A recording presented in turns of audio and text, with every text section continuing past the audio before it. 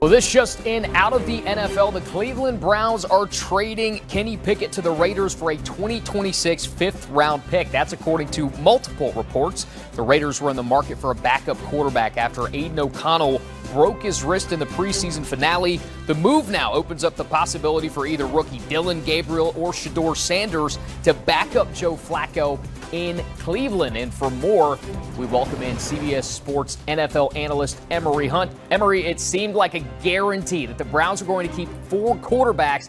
That is no longer the case. What is your reaction to Cleveland shipping Pickett to Vegas? I mean, technically they are keeping four. Deshaun Watson is still sitting out there, so they weren't lying. They just didn't say which four they were keeping, right? But in all seriousness, man, it's a great move for the Raiders because Aiden O'Connell was a solid backup, a guy that has played some games, won some games, started some games, and now he's injured, so you have to find a way to back up Geno Smith. And Pickett was just sitting out there. He really kind of faded himself out of that quarterback competition between he, Flacco, and one of the rookies because he was injured during the spring and during the 7-on-7 period where he, injured his hamstring. So now he goes out to Vegas. He gets to really develop and be that backup quarterback because that's where his ceiling is right now. He started some games, but he also has dealt with injury.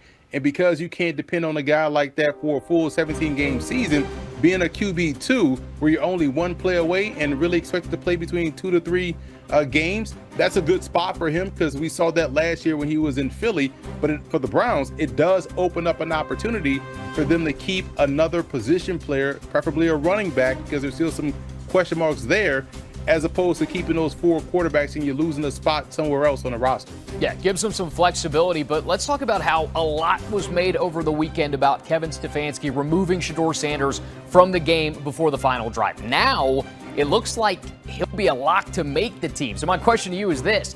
If something happens to Flacco or he struggles, who does Stefanski go to first, Dillon Gabriel or Shedeur Sanders?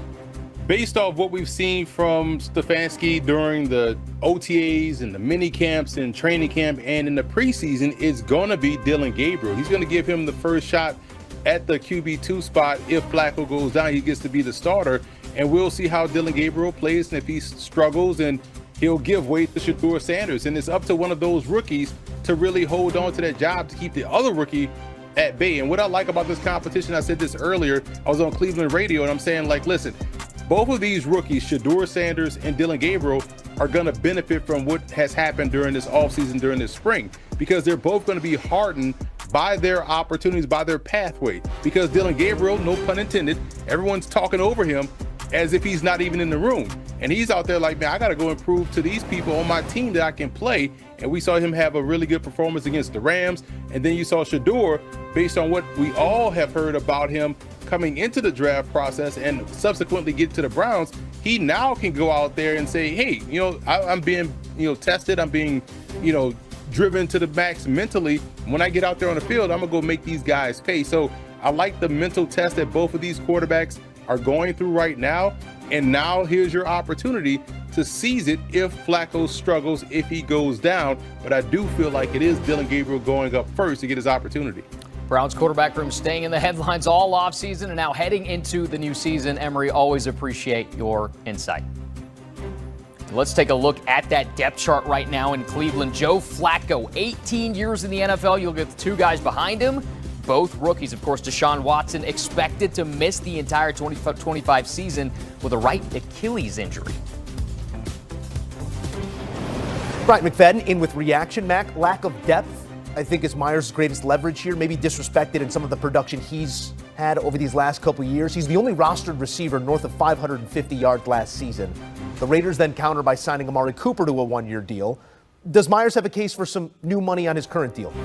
No question, Joe. No question. Jacoby Myers under the radar a year ago. Brace yourself. He was the most consistent wide receiver in the National Football League. He was the most consistent. And what I mean when I say that, consistency is always showing up. He didn't drop one pass last season. One pass. Now think about how up and down the quarterback play was in Vegas. And I'm being nice and kind when I say up and down. But let's keep it real. Which one was up? Which one was down? It was more down than up. I can tell you that much. But I'm being nice right now. We got a lot of kids watching us, so I'm being nice. But it didn't impact Jacoby at all, right? Jacoby didn't have one drop pass, over 1,000 yards. So when you look at where this wide receiver market is sitting at, we just talked about Terry McLaurin getting a nice raise. You look at some of the other deals. I'm not saying Jacoby Myers should be a $38 million per year wide receiver. I'm not saying that. But what he definitely needs a significant raise compared to what he is slated to receive this season. He's outside of Brock Bowers. The passing game has nothing. Jacoby Myers, along with Brock Bowers, made the Raiders a bit entertaining to watch considering how bad they were a year ago. So yes, he has a legit argument, a legit case to ask for a trade or to ask for more money. Do I think the Raiders would trade him, even with them signing Amari Cooper? No way, Jose. I don't think so, but I do agree with Jacoby forcing the issue to try to get some new money because, to your point, this is his last year of a 3-year, $33 million deal. I don't know exactly what his per year salary is, but if this is the last year of a $33 million deal, where is he sitting? Maybe around 11 million, maybe 10 million this year? What? I don't know. I'm just throwing out numbers. But clearly, whatever it is not worthy of who he is as a wide receiver and what he's done. I don't think there was a bunch of money on the front. I think it is around that 11 number this season. And you got to have some threats outside, or you're going to see stacked boxes all season for Ashton Genty and Brock Bowers. The Lions are looking to make some news, but not until we kick. The NFC hopefuls begin with their climb with our CBS Game of the Week. That's Week 1 in Green Bay. Detroit working through the loss of both coordinators and an earlier than expected exit last season, but head coach Dan Campbell thinks the roster is as polished as ever. I feel like, collectively across the board, this looks pretty good, and I would say, year 5, this is the best we felt about it, kind of top to bottom. And now, that being said, there's still holes. But I bring this up all the time. Every roster has holes. And you'll never have it exactly where you totally want it, but from where we've come year after year, we've taken it another level, and that's a credit to Brad. What Brad's done in the personnel department is outstanding, man. He's just continued to elevate. I bring up the floor. We know the ceiling. Well, we don't even really know the ceiling. There's still so many of these players that are continuing to get better and better that are really good players. But by doing that, the floor has really raised. And so our baseline is pretty dang good right now. And that's a good thing. Proof once again that the ceiling is in fact the roof. Bryant McFadden, Brad Holmes getting his flowers there from the head man, and with good reason. This roster has been impressive in years past. You look at it this year, and it strikes me as a group of guys eager to prove that the players make the plays and not the coordinators. You walk into this season feeling what about the Lions roster? I do believe they will be successful. I think they have enough talent to be a playoff caliber team. To Dan Campbell's point, Brad Holmes has been one of the best GMs in the National Football League over the last 4 years or so. Looking at the beast he's built there in Detroit when it comes to the personnel side of things.